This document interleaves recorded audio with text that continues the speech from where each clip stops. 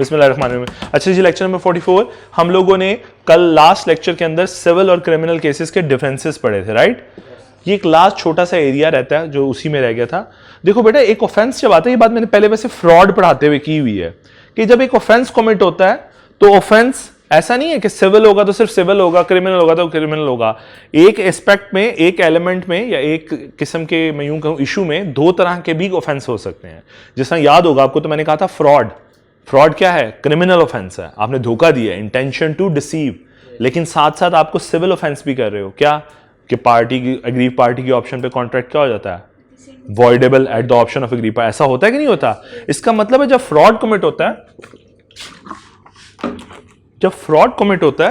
तो फ्रॉड में दो एस्पेक्ट हो गए। वन कि ये क्रिमिनल ऑफेंस है, ठीक है, और दूसरा ये सिविल ऑफेंस है। सिविल ऑफेंस के आफ्टर इफेक्ट्स क्या थे? Voidable at the option of aggrieved party, restore कर दो वापस सब कुछ, ऐसा ही था, याद है? चैप्टर नंबर 4 पढ़ा था। और क्रिमिनल ऑफेंस भी है, यानी स्टेट भी इस बात के ऊपर पनिश करेगी। ऐसे केस में एक बात आज आपको बता दूं कि जिसके साथ पैड़ी हुई है एग्रीव पार्टी, उसके पास राइट है कि वो क्रिमिनल कोर्ट्स के अंदर क्रिमिनल केस फाइल करे और सिविल कोर्ट के अंदर सिविल केस फाइल करे, दोनों केस फाइल करे एट अ टाइम, दोनों। और दूसरा ऑप्शन उसको लॉ ने यह दिया कि तुम्हारे पास, अग्रीव पार्टी के पास ऑप्शन है कि वो क्रिमिनल कोर्ट में दोनों केसेस फाइल कर दे, क्रिमिनल भी और सिविल भी। या फिर उसके ये भी ऑप्शन दिया कि तुम बेशक दो जगह पे ना जलीलो, सिविल कोर्ट में ही सिविल केस भी फाइल कर दो और क्रिमिनल केस भी फाइल कर दो, इस केस में जहां पे ड्यूअल एस्पेक्ट हो। Is that clear? यानी aggrieve party has a right to file a suit against the defaulting party in one court of law. वो सिविल में दोनों केसेस फाइल कर देगा, सिविल भी क्रिमिनल भी, या वो क्रिमिनल में दोनों केसेस फाइल कर देगा, क्रिमिनल भी और सिविल भी, और फैसला वहीं से ले लेगा। पहले पड़ी बात, चलो बस यही छोटी सी बात यहां पे लिखी हुई है। Many of the legal aspects of the businesses are aspects of civil law, but the criminal law में also apply. For example, fraud and money laundering, अब ये दोनों क्रिमिनल ऑफेंस भी हैं, सिविल ऑफेंस भी हैं, or criminal activities that may occur in a business. जैसा आपको याद हो, मैंने मनी लॉन्ड्रिंग में एक लेक्चर में बताया कि आपने उस पैसों से कोई प्रॉपर्टी खरीदी, वो भी इस जुर्म में शामिल। आपको जिसने प्रॉपर्टी बेची, वो भी इस जुर्म में शामिल। जिसने इस ट्रांजैक्शन को फैसिलिटेट किया, like legal real estate advisor, वो भी इस जुर्म में शामिल। जिसने एडवाइस की, कॉपरेट किया, वो सारे। तो बेटा ये क्या ऑफेंसेस क्या हो रहे हैं? क्रिमिनल के साथ साथ उस ट्रांजैक्शन पे भी तो इंपैक्ट आएगा। कहा जाएगा ये रिवर्स करो, क्योंकि मनी लॉन्ड्रिंग की ट्रांजैक्शन है। इसका मतलब हुआ कि ये सिविल ऑफेंस भी है और क्रिमिनल ऑफेंस भी है। It is also important to remember that the same action may be in breach of criminal law and also a tort, means civil wrongdoing, in civil law. In such situation, the action may give rise to criminal prosecution by the state and civil action by the private person claiming a remedy such as damages. तो दोनों case file हो सकते हैं और दोनों सजाएं। Is that clear? यहां तक समझ आई सबको बात? बहुत आसान बात है। एग्जाम्पल 3 पढ़िए प्लीज एक दफा। एग्जाम्पल 3 पढ़िए प्लीज।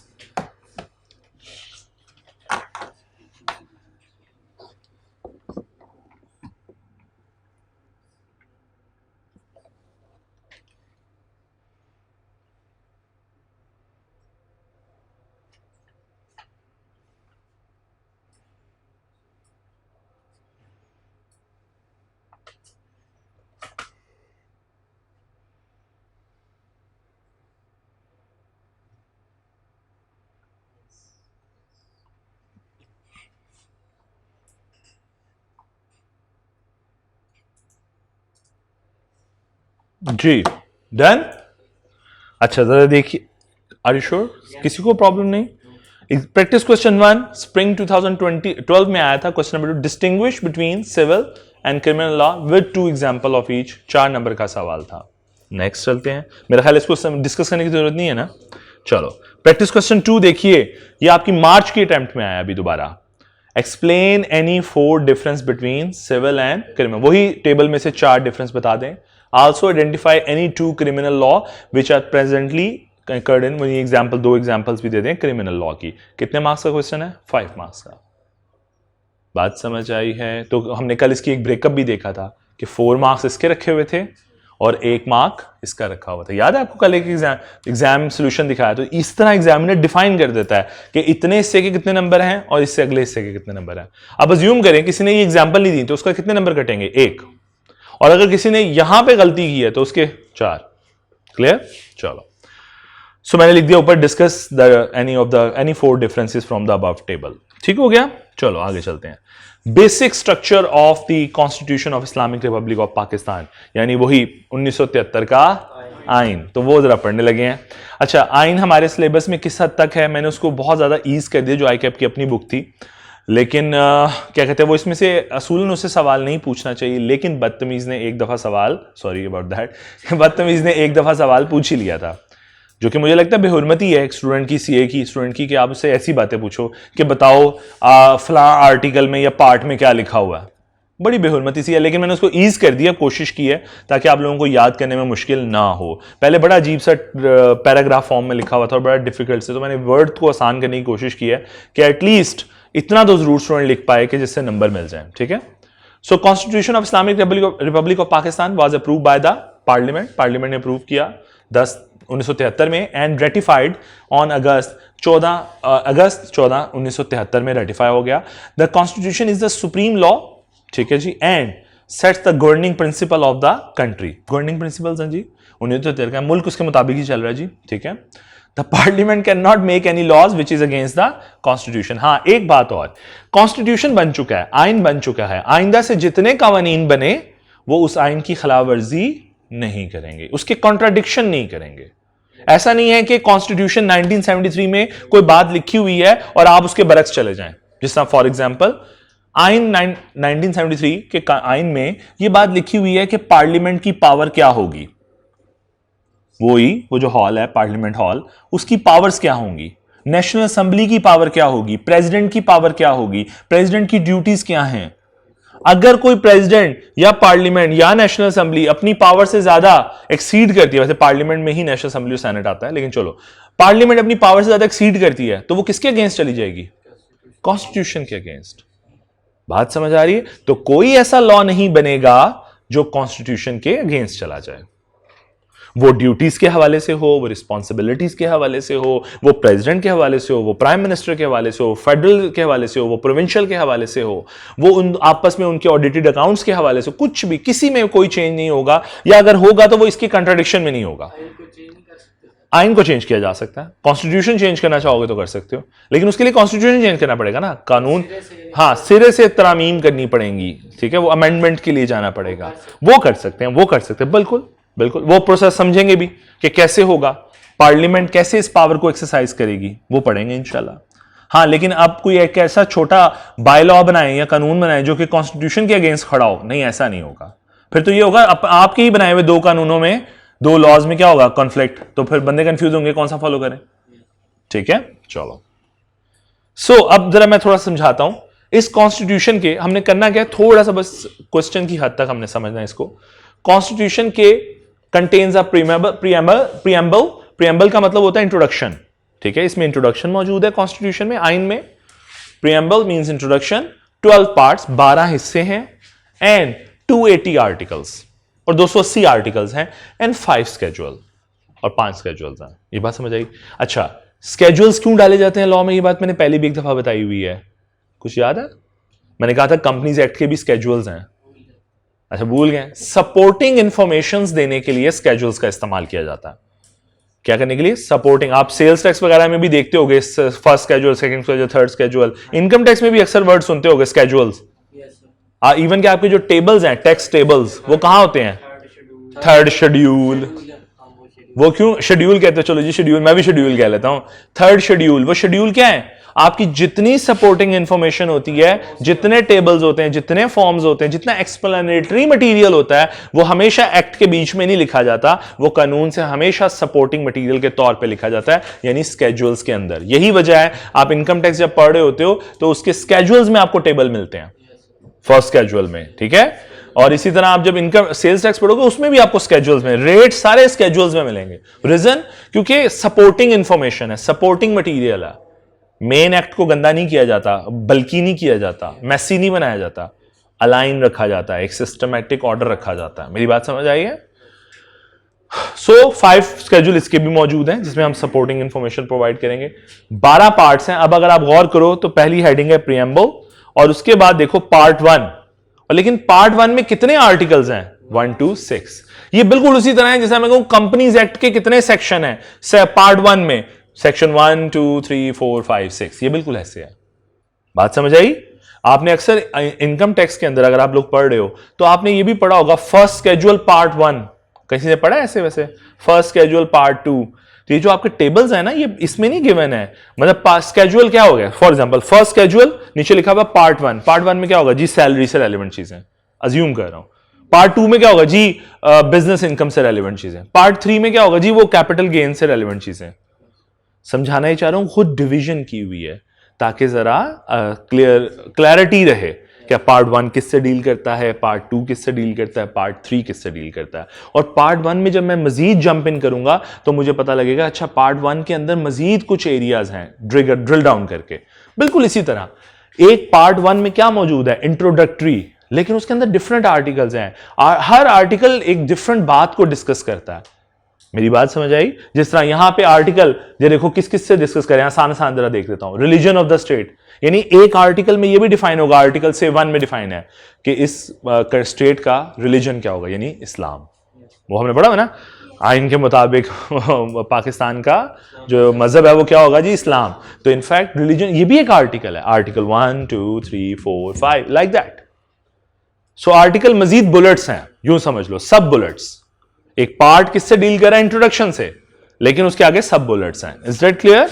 आर्टिकल और पार्ट का मकसद समझ आया? ये बिल्कुल ऐसे होगा कि चीजें ना खराब करो, बिल्कुल ऐसे, बिल्कुल हार्मनी में चलाओ, ऐसे तरीके से कि देखो ये कॉन्स्टिट्यूशन है 1973, ठीक है बेटे। यहां पे क्या है जी? पार्ट 1, पार्ट 1 में कितनी चीजें हैं जी? 6 चीजें हैं, 4 5 6, आर्टिकल 1, आर्टिकल 2 टू आर्टिकल 6। फिर क्या है जी? पार्ट 2 है, ये किससे डील करता है जी? ये फलां चीज से डील करता है। बात समझ आई?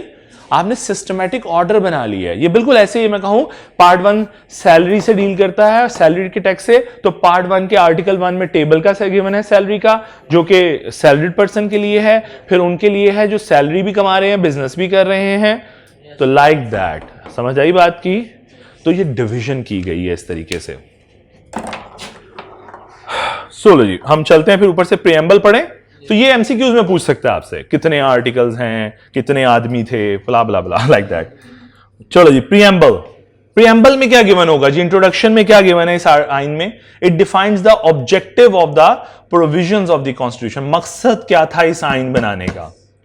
It enables number 1 Muslim to live in accordance with the teaching of Quran and Sunnah. मुसलमान अपना कुरान और सुन्नत के मुताबिक जिंदगी गुजार सकें। ये उर्दू वाली बातें याद करा रहा हूं, माशरतुल उलूम वाली। Minorities to practice their religion and culture, अकलियतों को अपने मजहब के मुताबिक जिंदगी गुजारने का पूरा हक हासिल है। अवेलेबिलिटी ऑफ फंडामेंटल राइट्स, हर एक को उसकी जिंदगी में बुनियादी हक मिलेगा। सेफ गार्ड डिप्रेस्ड क्लासेस, जो माइनॉरिटी क्लासेस हैं उनके हकूक का ख्याल रखा जाएगा। Safeguarding sovereign rights and securing independence of judiciary, हमारी अदालतों का निज़ाम आज़ाद हो, अदलिया आज़ाद होगी, और जो एम्बेसडर्स हैं उनका ख्याल रखा जाए, उनके हकूक का ख्याल रखा जाएगा। ठीक है, तो मेरा ख्याल याद आ रही है इनकी वो बातें, तो वही बातें हमने थोड़ी सी यहाँ पे याद करनी पड़नी। हाँ, पार्ट 1 इंट्रोडक्शन में क्या क्या होगा जी? कहता है पार्ट 1 इंट्रोडक्शन में डिफाइंस द फॉलोइंग, उसमें क्या बातें शामिल है? अच्छा, वैसे पहली चीज, country as Islamic Republic of Pakistan divided into 4 territories. इसी 4 टेरिटरीज में डिवाइडेड है। अब टेरिटरी का मुझे उर्दू नहीं आ रहा, वैसे पता नहीं क्या होता है उसका। अच्छा, second, religion of the state, state का रिलीजन है हदूद या इलाकों में शायद। Rights of individual to be dealt in accordance with the law, हर एक का इंडिविजुअल का बुनियादी हक है। Rights of individual to be dealt, अच्छा, जो बुनियादी हकूक हैं वो कानून के मुताबिक उनको वो हकूक मिलेंगे। सिटीजन, ठीक है जी, citizen should be loyal to the state and law abiding, लोग जो हैं वो लॉयल रहेंगे या वफादार रहेंगे और लॉ अबाइडिंग, लॉ का ख्याल रखेंगे, इज्जत करेंगे उसकी। High treason along with its punishment, यानी इसके अलावा जो गद्दारी के जो सारे रेलेवेंट चीज़ें हैं वो आपको यहाँ पे उस हवाले से पनिशमेंट उनकी कि किस किस्म का गद्दार को कौन सा पनिशमेंट दिया जाएगा, उस हवाले से थोड़ी सी ब्रीफ इंट्रोडक्शन आपको इस पर्टिकुलर पार्ट 1 में मिलती है। यहां तक आसान समझ आ रहा है? ये काफी पहले अजीबो गरीब लिखे हुए थे, मैंने इन सबको बुलेट्स में कन्वर्ट कर दिया है, ठीक है, ताकि आप लोगों के लिए बुलेट्स 2-3 भी याद रह जाएंगी, कम से कम याद रह जाएंगी, ठीक है, क्लियर। पार्ट 2 पे चलूं। इस पार्ट 2 पे जाने से पहले मैं आपको एक दफा बेटे एंड पे जाके बिल्कुल एक दफा आई कैप की बदतमीजी दिखाना चाह रहा हूं। इस तरह उसने एक दफा बदतमीजी की थी कि लिस्ट द मेन टॉपिक्स, ये areas covered under the following part of the constitution of Islamic Republic of Pakistan 1973, और ये की भी उसने 2021 में थी, ठीक है। मार्क्स थे इसके बेटे, लिखे नहीं हुए मैंने, अच्छा शायद ये 2-2 मार्क्स का था शायद गालबन, ठीक है, या 3-3 मार्क्स का था। फेडरेशन ऑफ पाकिस्तान पार्ट 3 के बारे में पूछा था और पार्ट 6 के बारे में, यही वजह है इसको किसको एग्जामिनर, अच्छा। सो ऐसी कहने को ये 6 नंबर मुफ्त के नंबर होते थे बच्चों के लिए, वो उसने तबाह कर दिए, शायद बच्चों ने इसके ऊपर इतना फोकस नहीं किया होता था, तो तभी उस रीजन की वजह से मैंने उस पैराग्राफ्स को मैंने बुलेट्स में कन्वर्ट कर दिया ताकि इसेंस भी बरकरार रहे और मकसद भी पूरा हो जाए। बच्चा 2-3 पॉइंट्स भी उसको याद आ गए, वो लिख देगा, तो कम से कम वो अपने ये मुफ्त के नंबर नहीं खोएगा, ठीक है जी। तो ये मकसद है इस टेबल उस पैराग्राफ को बुलेट्स में कन्वर्ट करने का। लो जी, पार्ट 2 में फंडामेंटल राइट्स हैं और कुछ पॉलिसीज हैं, किसके हवाले से, अच्छा ये 2 ही चीज डिफाइंड है, स्टेट्स को डिफाइन करता है ये पार्ट, और राइट्स एंड फंडामेंटल राइट्स और प्रिंसिपल्स को डिफाइन करता है। फंडामेंटल राइट्स क्या है? Right to enter lawful profession and trade, आपका हक कि आप कोई भी बिजनेस प्रोफेशन ज्वाइन कर सकते हैं।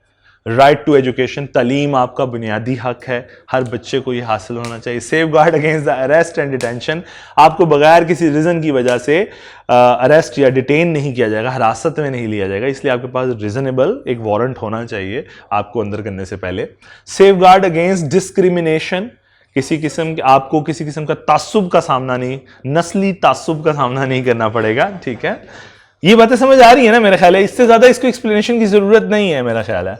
Slavery, child labour and all form of force labour are prohibited, इसी पार्ट के अंदर ये बात भी लिखी गई कि हर बंदे का बुनियादी हक है कि वो आज़ाद रहे, उसको आप स्लेवरी में नहीं कर सकते, जैसा वो पहले गुलाम होते थे उस तरह नहीं, और ना ही चाइल्ड लेबर अलाउड है, और किसी भी किस्म की फोर्स लेबर अलाउड नहीं है। ये बात भी समझ आ रही है? और कहते हैं any law which are inconsistent with the fundamental right shall be void, इसके बरक्स आपने कुछ भी कानून बनाया से वो गलत होगा। मतलब कि इस वक्त चाइल्ड लेबर एक्ट भी मौजूद है पाकिस्तान में, वो चाइल्ड लेबर एक्ट इसके अगेंस्ट नहीं जाएगा।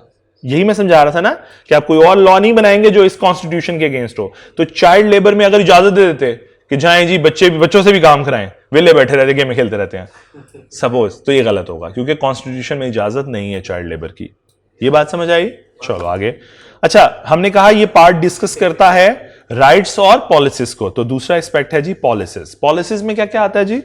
कहता है जी डिस्करेजिंग डिस्क्रिमिनेशन, हम ऐसी पॉलिसीज बनाएंगे, पॉलिसी बनी हुई यहां पे गिवन है कि आप जिसमें आपकी जो तासुब को है वो डिस्क्रिमिनेशन को अवॉइड किया जाएगा, अवॉइड किया हुआ है, बल्कि किया जाएगा नहीं, किया हुआ है। Provide free and compulsory education के हवाले से सारी बातें यहाँ पे मौजूद हैं कि आपको पता है ना पाकिस्तान में भी इतने तालीम पता नहीं जहाँ तक भी फ्री तालीम है बच्चों के लिए, 10वीं तक है, मैट्रिक तक है, कहाँ तक है, FSC तक है जी फ्री तालीम, हाँ पता नहीं, चलो जहाँ तक, तो वो यहाँ पे आपको डिफाइंड है, यहाँ पे मिलेगा, ठीक है। उसमें क्या चेंज किया मुझे नहीं पता अभी, लेकिन ये है कि यस मुझे इतना पता है कि फ्री एजुकेशन है, फ्री के नाम पे देते कुछ नहीं है, अलबत्ता वो अलग बात है, वो अलग बात है, ठीक है, लॉ में मौजूद है, वो अलग बात है। Fostering goodwill and friendly relationship among all nation, तो पॉलिसीज मौजूद हैं जो कि हम अपने मुल्क को बेटर गुडविल कैसे क्रिएट कर सकते हैं और उसका दूसरे मुल्कों के साथ एक अच्छा ताल्लुकात कैसे इस्तवार कर सकते हैं, ठीक है, दोस्ताना ताल्लुकात कैसे इस्तवार कर। पार्ट 3 में डिफाइन है federation of Pakistan. This part include, इसमें क्या क्या शामिल है बेटा? देखो, eligibility, removal criteria, terms of office and powers of president of Pakistan, यानी प्रेसिडेंट के हवाले से कौन बंदा एलिजिबल है, उसे रिमूव करना हो प्रेसिडेंट को तो कैसे किया जाएगा, क्राइटेरिया क्या हो, कितनी देर के लिए वो प्रेसिडेंट का ऑफिस संभाल के रखेगा, जैसा 5 साल का ऑफिस वो संभाल के रखेगा, एंड पावर्स क्या हैं उस प्रेसिडेंट के पास, तो वो इस हिस्से में डिफाइंड है। किस हिस्से में? पार्ट 3 में। और कितने आर्टिकल्स हैं पार्ट 3 में? 41 to 100। बातें समझ आ रही है मेरे ख्याल से? फिर इधर यहाँ पे प्रेसिडेंट की जॉब रिस्पॉन्सिबिलिटीज भी डिफाइंड है कि जो बंदा नौकरी कर रहा है, वैसे तो ये मालिक समझ लेते हैं अपने आप को, लेकिन फिर भी वो कहते हैं ये नौकर है। तो जो नौकरी कर रहा है इसकी जॉब रिस्पॉन्सिबिलिटीज क्या हैं और लिमिटेशंस क्या हैं, यानी प्रेसिडेंट की job duties and limitation such as exercising function in accordance with the advice of the cabinet और प्राइम मिनिस्टर। ये इंशाल्लाह ये वाली बात जो है ना कि कैसे वो कैबिनेट और प्राइम मिनिस्टर की एडवाइस पे अमल करता है, तो वो तो आप देखते भी हो आरिफ अलवी साहब कैसे इमरान खान की एडवाइस के ऊपर अमल कर रहे होते हैं या फेडरल कैबिनेट की एडवाइस पे अमल कर रहे होते हैं। मेरी बात समझे, ये कैबिनेट कैसे बनती है, प्राइम मिनिस्टर कैसे एडवाइस करता है, ये अगला टॉपिक आएगा हमारा, हम इसको डिटेल में डिस्कस करेंगे। ठीक है, हम प्रेसिडेंट को, प्राइम मिनिस्टर को, नेशनल असेंबली को, प्रोविंशियल असेंबली को, सेनेट को डिस्कस करेंगे डिटेल में। ठीक हो गया? नहीं वो नहीं करना, वो मना है वो मना है जी, वो मना है। This parts include composition, duration and meeting of the parliaments and senate, यानी पार्लियामेंट की मीटिंग या सेनेट की मीटिंग्स के कैसे कंपोज होंगी, उनकी ड्यूरेशंस क्या होंगी, कितनी मीटिंग्स होंगी। ठीक है, qualification and disqualification of the membership of the parliament, यानी ये जो एमएनए एमपीएस हैं इनकी क्वालिफिकेशन क्या होगी और ये कब डिसक्वालीफाई कर दिए जाएंगे, हैं अहल नाहल कब कर दिए जाएंगे। Legislative procedure of passing of bill, bills pass करने हो यानी एक्ट बनाना हो तो ये कैसे बनाया जाएगा, उसका लेजिस्लेटिव लॉ लीगल तरीका क्या होगा, वो लीगल तरीका भी हमारे कोर्स का हिस्सा है। हमने पढ़ना है बिल कैसे जनरेट होता है, कैसे अगले हाउस में जाता है, वहां से कैसे आगे जाता है, तो ये हमने पढ़ना है। अभी हमें आइडिया होगा, मतलब ये देखिए अगर मैं शायद आप लोगों से कुछ शेयर, बल्कि ठीक है बाद में शेयर करूंगा। हमने हर हाउस के बारे में पढ़ना है और फिर ये भी पढ़ेंगे आखिर में एक हाउस से बिल कैसे बनता है, अगले हाउस में कैसे जाता है, अगले हाउस से प्रेसिडेंट पे कैसे जाता है और प्रेसिडेंट उसे अप्रूव करे तो कैसे बिल फिर एक लॉ बन जाता है। ये पूरा प्रोसेस, और इसमें मल्टीपल ऑप्शंस जो हैं कि अगर अगला हाउस ना माने, प्रेसिडेंट ना माने तो क्या होगा, तो ये सारी बातें हमने पढ़नी है हमारे कोर्स, इसी चैप्टर के कोर्स का। मैं इसलिए कहा यही सिर्फ बोंगा पार्ट है, इसके बाद वाले सारे इंटरेस्टिंग पार्ट हैं। ठीक है, आगे जी प्रोविंसेस के हवाले से आर्टिकल है, पार्ट 4 है और आर्टिकल कवर होते हैं 101 to 140A। This part include, इसमें क्या क्या शामिल है जी, composition and function of provincial government, आपकी प्रोविंसेस के हवाले से सारी गाइडलाइन यहां मौजूद है, उनके फंक्शंस के हवाले से और गवर्नर के हवाले से। और दूसरी बात फाइनेंशियल प्रोसीजर्स यहां पे गिवन है। फाइनेंशियल प्रोसीजर क्या है, प्रोविंसेस के जो कंसोलिडेटेड फंड्स हैं उनके हवाले से जितनी भी इंफॉर्मेशन होगी आपको यहां मिलेगी, उनके हवाले से, यानी जो गाइडलाइंस हैं पर, यानी वो अकाउंट्स कैसे बनेंगे, किस तरीके से कंसोलिडेट किए जाएंगे प्रोविंसेस के अकाउंट। ठीक है, नेक्स्ट पब्लिक अकाउंट, जो पब्लिक के साथ शेयर होने हैं, account, annual budget statement of provinces, और हर एक का जो प्रोविंस का बजट है वो कैसे प्रिपेयर होगा, उसकी क्या गाइडलाइंस हैं, वो सब यहां पे मिलेंगी। क्लियर है? Next part 5, relation between federation and provinces. अब फेडरल गवर्नमेंट और प्रोविंशियल गवर्नमेंट के दरमियान ताल्लुकात, उसके बारे में यहां पे गाइडलाइन मिलेंगी कि पावर्स कैसे डिस्ट्रीब्यूट हुई होंगी उसके दरमियान, वो सारी गाइडलाइन यहां मौजूद है कि प्रोविंसेस के पास क्या पावर्स हैं। Distribution of legislative power, legislative power होता है लॉ बनाने की पावर, तो लॉ बनाने की पावर की डिस्ट्रीब्यूशन कैसे है, कौन बना सकता है, किस तरीके से बनाएगा, प्रोविंसेस कैसे बनाएंगी, और आपका फेडरेशन कैसे, फेडरल कैसे गवर्नमेंट कैसे बनाएगी। फिर इनके दरमियान administrative relationship between federation and provinces such an obligation of federation and provinces, यानी इस हिस्से में सिर्फ और सिर्फ एडमिनिस्ट्रेटिव रोल लिखे होंगे कि प्रोविंसेस की क्या ड्यूटी है और फेडरल की क्या ड्यूटी है। ठीक हो गया कि देखो ना, फेडरल ने क्या करना है, प्रोविंसेस को कंट्रोल करना है, उनको बजट एलोकेट करने, ऐसे ही होता है ना। देखो फेडरल के पास बजट है, उसने अब 4 सूबे चलाने हैं सपोज, और उसने 4 सूबों को, 4 सूबे ही है ना हमारे पास, 4 सूबों को उसने क्या करना है, फंड्स डिस्ट्रीब्यूट करने हैं। वो बजट बना के देंगे, उन्हें कितने पैसे चाहिए तो उन्हें फंड डिस्ट्रीब्यूट किया जाए ना। मतलब 100 रुपया मांगेंगे तो मैं उन्हें 60-70 रुपये कहूंगा ना, मेरी पॉकेट में और पैसे नहीं है, देते कम ही, हम सूबों को पूरी डिमांड नहीं दे पाते क्योंकि हम सारे के सारे पैसे उठा के, जिसपे सूबे कलपते भी हैं, यानी रोते भी हैं बेचारे कि आप सारे का सारा पैसा कहां लगा देते हैं, पंजाब में लगा देते हैं। ये बड़ा बड़ा एलिगेशन और ये किसी हद तक दुरुस्त भी है, लेकिन उनका भी एक पॉइंट ऑफ व्यू है कि पंजाब की पॉपुलेशन भी तो आपसे कहीं गुना ज्यादा है, तो अगर आपकी पॉपुलेशन कम है, पंजाब की पॉपुलेशन आपसे 3 गुना ज्यादा है, तो फिर उनका बजट भी 3 गुना ज्यादा है ना, उनके अखराजात भी तो 3 गुना आप, वो डिपेंड करता है, वो फेडरल डिसाइड करता है कि उन्हें कितना बजट एलोकेट करना है। ऑब्वियसली पॉपुलेशन बेस पे ही करोगे ना, क्योंकि देखो मैं कहूं आप अपने घर का बजट बना के दो, आपके घर में रहते हैं 2 बंदे, आप 2 बंदों का अखराजात बना के दोगे, मैं बेटी को कहूंगा आप, इनके फैमिली मेंबर 3 है, अब ये 3 बंदों का अखराजात, ऑब्वियस बात है इनका जो बजट आएगा उसमें डिमांड ज्यादा आएगी as compare to your demand. Right और रॉन्ग? राइट। तो इसका मतलब है फिर इसी तरह प्रोविंस के अंदर पॉपुलेशन अगर ज्यादा है, पंजाब में ज्यादा है, तो पंजाब का फिर जो अखराजात आएंगे वो भी तो उसी हवाले से आएंगे। एक गवर्नमेंट के अखराजात हैं क्या, या सूबे के अखराजात हैं क्या? बेटे जितने गवर्नमेंट हॉस्पिटल्स हैं उनके अखराजात हैं, इसके अलावा गवर्नमेंट के जितने अदारे चल रहे हैं उनके अखराजात हैं। आपका रेलवे है, आपका वापडा है, वापडा तो नहीं, वैसे वापडा तो ऑटोनॉमस में चला गया, लेकिन फिर भी चलें, ये जो सारे अदारे हैं ये क्या हैं? ये आपके अगर फॉर एग्जाम्पल आपकी पेट्रोल पंप गवर्नमेंट के अपने कंट्रोल्ड है, पीआईए गवर्नमेंट, इनकी सारों की सैलरीज नहीं होती क्या? वो कहां से जाती हैं? गवर्नमेंट से ही तो जाती हैं। फिर जितने कॉलेजेस हैं गवर्नमेंट के, जितने भी आप इंटरमीडिएट पे बहुत से कॉलेजेस देखते हो जो गवर्नमेंट के हैं, उनके फंड्स कहां से आते हैं? गवर्नमेंट से। तो ये सारे मिलके पंजाब के अखराजात ही तो हैं, घर चलाने के अखराजात ही तो हैं, ठीक है? तो ये बजट भेजते हैं अपना फेडरल को, फिर फेडरल पंजाब को एक बजट एलोकेट करती है, एक रिक्वायरमेंट जाती है पंजाब की तरफ से और फिर वहां से बजट आता है फेडरल की तरफ से। बात समझ आई है? तो फेडरल का काम होता है इनकम सोर्सेज जनरेट करना। अगर टेक्निकल लफ्ज में समझाऊं, घर के सरबराह यानी फादर का काम है कि वो अपने घर के बजट को यानी इनकम को जनरेट करें, वो घर कमाई लेकर आए और कमाई फिर क्या करें? डिस्ट्रीब्यूट कर दें बेटों के दरमियान।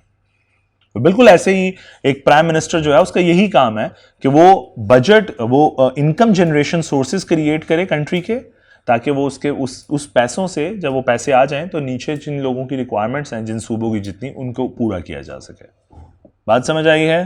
चलो, फिर वो कहते हैं special provision relating to council of common interest, national economic council, broadcasting and telecasting. मतलब इधर मीडिया टीम को मीडिया के हवाले से जो इन्फॉर्मेशन है वो ज्यादा ब्रॉडकास्टिंग इन्फॉर्मेशन जो है उसके हवाले से कुछ प्रोविजंस गिवन है इस पार्ट के अंदर। ठीक हो गया? आगे चल सकता हूं? टाइम बस 2 मिनट दे दो, सिर्फ 2 मिनट, मैं जल्दी बस खत्म करा देता हूं। फाइनेंस प्रॉपर्टी के सारे कॉन्ट्रैक्ट इस पार्ट में है, 6 में, आर्टिकल 162 174। दिस पार्ट में क्या इंक्लूड है? Distribution of revenue between the federation and provinces, federal और प्रोविंस में कितना कितना रेवेन्यू डिवाइड करना है। Exemption and imposition of certain taxes, ठीक है। Borrowing by federal and provincial government, provinces किस तरह बोरिंग कर सकते हैं, फेडरल कैसे बोरिंग करेगी। Appointment, powers and function of auditor general of Pakistan, बेटा ये एजीपी का ऑफिस है, ये इसका काम क्या होता है? इधर अपॉइंटमेंट भर्ती कैसे होगी, पावर्स क्या होंगी, ड्यूटीज क्या होंगी, इसका काम क्या है वो बता देता हूं। इधर आपके सारे ऑडिटर बैठते हैं और गवर्नमेंट ऑफिस के जितने भी ऑडिट्स होते हैं वो ये डिपार्टमेंट एग्जीक्यूट करता है, ठीक है। जैसा फॉर एग्जाम्पल अगर एक बैंक है, मुझे याद है ज़रई तरक्याती बैंक, ZTBL के नाम से मशहूर है। ज़रई तरक्याती बैंक एग्रीकल्चर बैंक है, ठीक है, एग्रीकल्चर लोन्स और इस तरह की चीजें देता है। अब इस बैंक को इन बैंक का ऑडिट्स होता है, इनका ऑडिट कौन करेगा? गवर्नमेंट का डिपार्टमेंट है तो गवर्नमेंट के ही लोग ऑडिट करेंगे। तो गवर्नमेंट का एक और डिपार्टमेंट है AGP, auditor general of Pakistan. इनका ऑफिस अगर आपने कहीं GPO देखा हुआ माल रोड के ऊपर, GPO टैक्स ऑफिस देखा हुआ? नहीं देखा हुआ।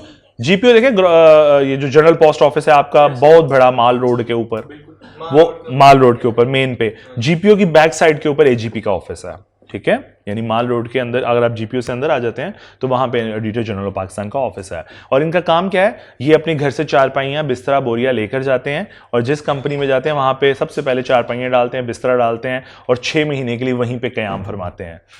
वाकई ऐसा करते हैं, यकीन करो। हम अक्सर एक्सटर्नल ऑडिटर और इन लोगों की मुलाकात होती है, किसी गवर्नमेंट क्लाइंट्स के ऊपर अक्सर मुलाकात हो जाती है, तो आपको पता चलता है आप आ जाएं, कब तक आपका विजिट है जी? 3 दिन में चले जाएंगे। सर वो देखें वो 6 महीने से बैठे हुए हैं, वो 2 लोग होंगे आराम सुकून से बैठे होंगे और वो ऑडिट कर रहे होंगे, वो डिटेल एग्जामिनेशन करते हैं क्योंकि गवर्नमेंट के एम्प्लॉयज हैं, उनको एलोकेट कर दिया जाता है गवर्नमेंट के ही डिपार्टमेंट में ऑडिट करने के लिए। जरूरी नहीं है, ठीक है। ICM में हो सकते हैं, मुख्तलिफ लोग, पिफा के लोग ज्यादा होते हैं उसमें, पिफा के लोग ज्यादा होते हैं, ठीक है।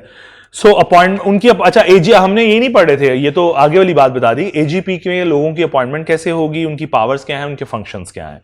फिर इसी तरह प्रॉपर्टी के हवाले से कुछ प्रोविजंस, कॉन्ट्रैक्ट्स के हवाले से प्रोविजन, लायबिलिटीज के हवाले से प्रोविजन यहाँ पे, और सूट्स के हवाले से यहाँ पे गिवन है इस पार्ट के अंदर। फिर जुडिकेचर है, आपको नाम से नजर आ रहा है का, कोर्ट्स के हवाले से उनकी एस्टैब्लिशमेंट, उनकी जुरिसडिक्शन क्या होगी, मतलब उनके हदूद क्या होंगी, उनके फंक्शंस क्या होंगे। इसी तरह supreme court, high court, federal Sharia court, इन सब के एस्टैब्लिशमेंट्स, इनकी एस्टैब्लिशमेंट कैसे होगी, इनकी जुरिसडिक्शन, वो सब यहाँ पे डिफाइंड है।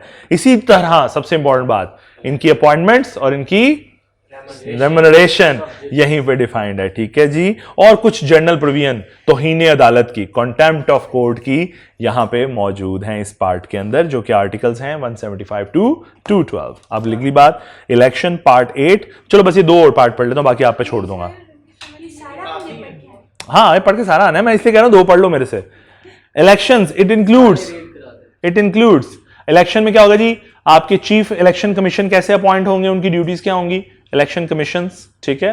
Next, electoral laws and conduct of elections कैसे होंगे, इलेक्शंस की क्या तरतीब होगी, कैसे किए जाएंगे कंडक्ट। और इस्लामिक प्रोविजन जी, provisions relating to holy Quran and sunna and composition and function of Islamic council. तो ये 8-9 तक मैंने बता दिए हैं। ये अगला जो पेज है एक, ये जो छोटा सा कहते हो तो मैं पढ़ा के भेज देता हूं, 2 मिनट दे दो, नहीं तो पढ़ के आना, ठीक है जी, पढ़ा दो। इमरजेंसी प्रोविजंस हैं जी कुछ 232 से 237, जिसमें इमरजेंसी कैसे नाफिज होगी वॉर्स की सूरत में, ऑन अकाउंट ऑफ वॉर और इंटरनल डिस्टर्बेंस। ये जो आप कहते हो ना आर्मी टेक ओवर कर ले, आर्मी टेक ओवर, तो उस हवाले से प्रोविजंस यहाँ पे गिवन है जी, इसकी एक्सरसाइज करेंगे। Power to suspend fundamental right during emergency period, और ये जो आर्मी जब आती है और सारे राइट्स को एकदम वैनिश्ड, और वो फिर अपना एक कानून बनाते हैं जो भी है, सो वो सारे मार्शल लॉ के केस में, तो वो यहीं पे गिवन है कि सस्पेंड हो जाएगी सारी पावर्स और राइट्स सारे, ठीक है। अमेंडमेंट ऑफ कॉन्स्टिट्यूशन अगर आप चेंज करना चाहते हैं तो कैसे करेंगे, जिसने किसी ने मुझसे पूछा भी था, आइन चेंज हो सकता है जी, it includes amendments of constitution by parliament. तो पार्लियामेंट चेंज कर सकती है थ्रू कॉन्स्टिट्यूशन अमेंडमेंट बिल, इस बिल के थ्रू, ठीक है जी। तो पार्लियामेंट के पास इख्तियार है, और ये इख्तियार हम पढ़ेंगे भी कि पार्लियामेंट इस इख्तियार को इस्तेमाल कैसे करती है, ठीक है जी। और मिसलिनियस कुछ एरियाज हैं जहां पे पब्लिक सर्विस कमीशन के हवाले से उनकी एस्टैब्लिशमेंट कैसे होगी, उनकी कॉन्स्टिट्यूशन कैसे होगी, आर्म फोर्सेस की command and function, tribal areas की एडमिनिस्ट्रेशन, ठीक है, और protection to president, governor, minister, national language etcetera. तो उस हवाले से कुछ मिसलिनियस एरिया, कोई स्पेसिफिक एक एरिया पे नहीं, मल्टीपल एरियाज पे बात कर रहा है, तो वो यहाँ डिफाइंड है। Is that clear?